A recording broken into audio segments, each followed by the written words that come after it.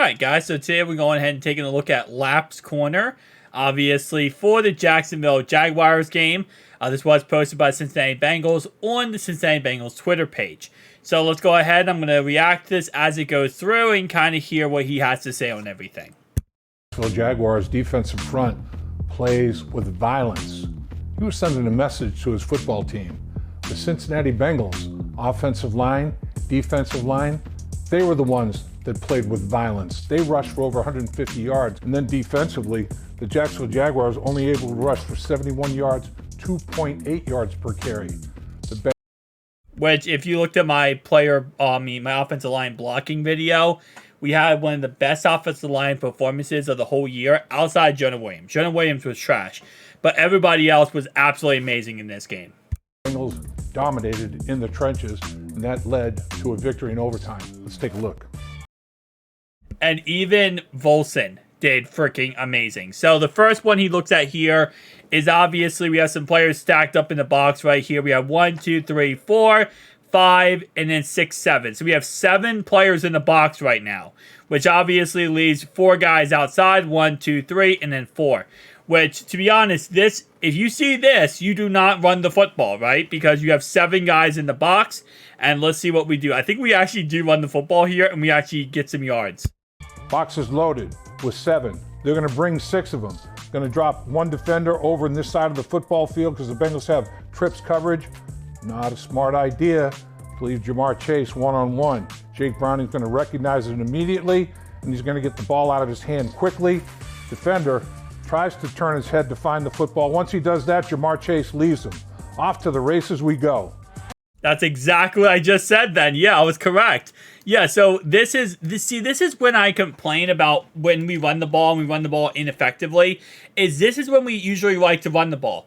On normal plays, we will run the ball in this situation when there's 7 guys in the box, and obviously 1 guy drops off, as Lap says here. But usually when there's 7 guys in the box, we run the ball, and we get no yards, and it's like, oh, well, we can't keep running the ball because it's not effective. No, it's effective, but the problem is you have 7 guys in the box. You can't run the ball here. What you got to do here is, ironically enough, so many times it has failed with Joe Burrow doing this, but Jake Browning checking out of that and seeing the one-on-one, no safety over top, because again, like I said, you count the numbers. 7 guys in the box, 1, 2, 3, 4. This is going to be a one-on-one matchup. There's nobody else, right? There's nobody else here that you're going to be able to stop one-on-one coverage with this. So, absolute great play here by Jake Browning. Again, to not only the line to block, but also having the ability here to drop back your guys and have the time to throw the ball and then find that one-on-one matchup and say, hey, listen, that's my boy. I know he's going to go up there and get the ball.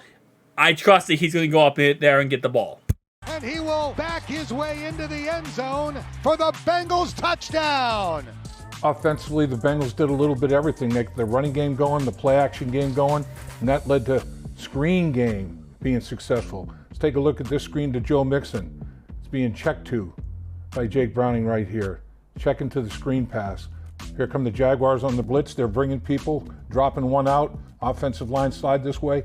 2 on the backside, unblocked. Ball's out though. Joe Mixon, Jamar Chase gonna get a piece. Watch the offensive linemen get down the football field and strain to get their blocks. Watch Kappa seal this defender right here. Ted Karras getting down the football field, get a block. Let Joe Mixon make a cut. Volson straining to make a play. Good hustle by the O-line. And not only that, also, we did get a little lucky on this play with the missed tackle. Let's get forward here. Right here, once he's going through, you can see this is 1, 2, and then 3. It looks like it could be a tackle. Obviously, he does steal the block right here, but the missed tackle here definitely saves us a tad bit. It stops a big play from, happening right here. I mean, it stops a big play from being cut short. Right here, where if they don't miss these tackles, and again, a lot of this is on Joe Mixon. That's why I have a lot of people who trash on Joe Mixon. I don't understand it because Joe makes a lot of these plays happen. He does. He gets this ball, and right here, he should be tackled, yet he splits 2 defenders, and then obviously the line, the versatility to go down the field and block correctly here and make plays down the field is absolutely amazing. But again, like I said, a lot of it is also, again, Joe Mixon just making great plays. And Tyler Boyd, hold up. Tyler Boyd, why are you not blocking down the field? So he's right here, right? TB, what are you doing, TB? Hold up. You guys see this, right? TB, block your guy, my guy. You just act like the play's over. The play's going, bro. TB, you have to block your guy, man. Because if this keeps going, getting down the field, you have to block your guy. Come on, TB. Getting down the football field, get a block. Let Joe Mixon make a cut. Volson straining to make a play. Good hustle. Get a block. And hang on. So does this actually affect anything, this TB? Yeah, it does. If TB would have blocked one of these guys, he might not get tackled. We might get more yards. TB, what are you doing, bro? Find a guy and block a guy. Come on, man.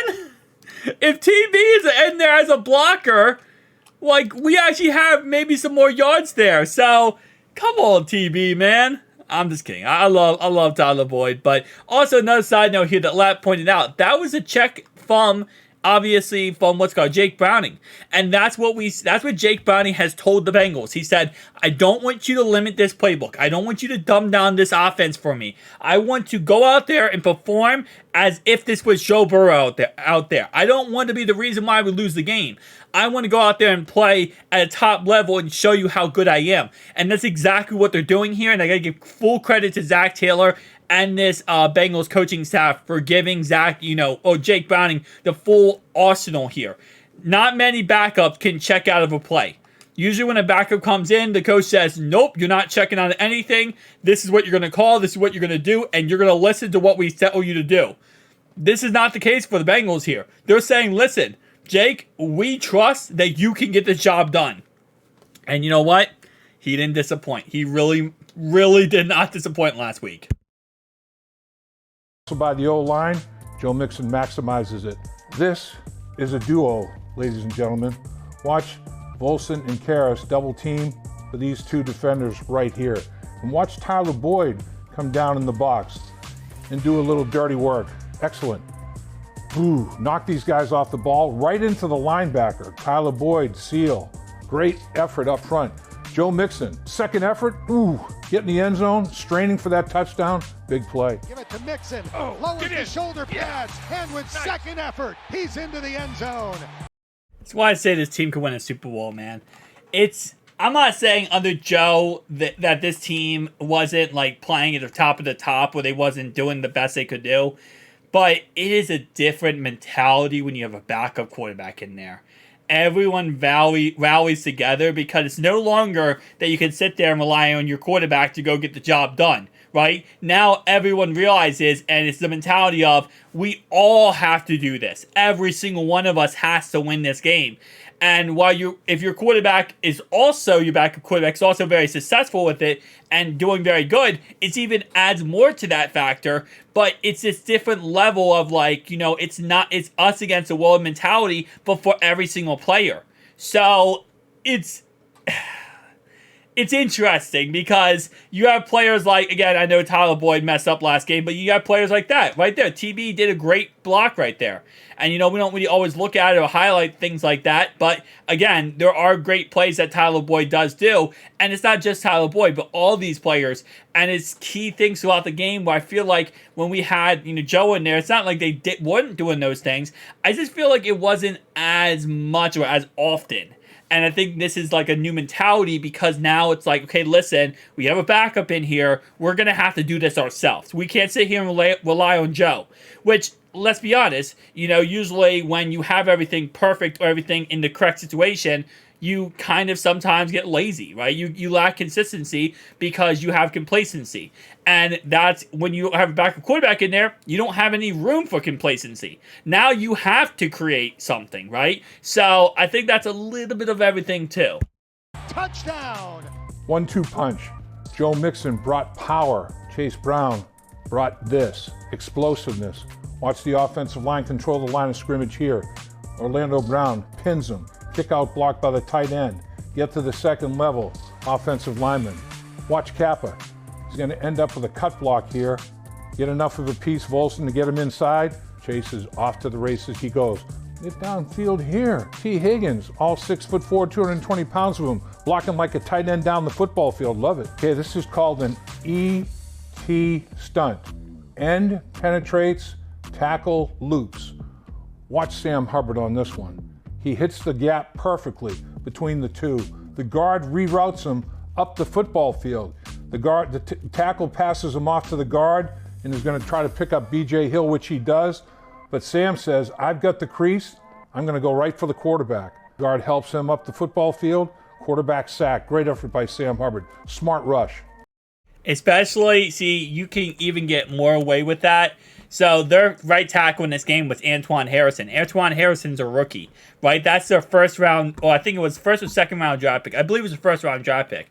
Ironically enough, we tried to trade Jonah Williams to them for that exact draft pick because we wanted to take by Antoine Harrison.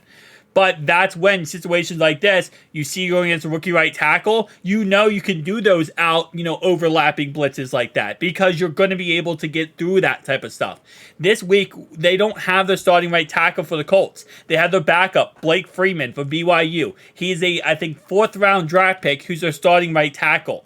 I'm expecting hugely to see Lou set up exact same concepts like this in next week's game, in Sunday's game tomorrow, in the exact same concept in orientation.